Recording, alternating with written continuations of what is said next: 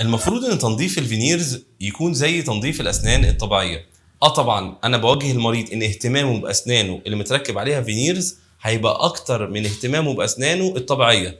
ليه؟ لان الاسنان دلوقتي متركب عليها حاجه صناعيه، فالحاجه الصناعيه ديت الاكل ما بيتزحلقش عليها زي ما بيتزحلق على الاسنان الطبيعيه، فبالتالي محتاج اهتمام اكتر. لو انا ما كنتش بستخدم الدنتال فلوس او الخيط الطبي بتاع الاسنان يبقى لازم استخدمه، لان الفينيرز عاده بتقفل كويس قوي ما بين الاسنان، فبتأدي ان ممكن بعض انواع الاكل تتحشر ما بين الاسنان زياده عن الاسنان الطبيعيه.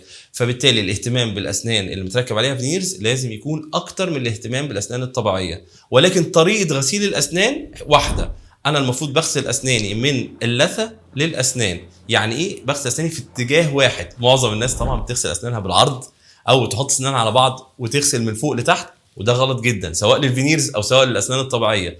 انا المفروض كاني بسرح شعري، باخد من اللثه واطلع على الفينيرز او الاسنان الطبيعيه، وببعد ايدي وارجع تاني اخد في نفس الاتجاه، ما بطلعش وانزل. ده ممكن يؤدي لالتهاب اللثه، انحسار اللثه، الاكل يتحشر جوه اللثه تحت الفينيرز، ويؤدي للاشهر شكوى وهي الرائحه الكريهه بتاعه الفينيرز.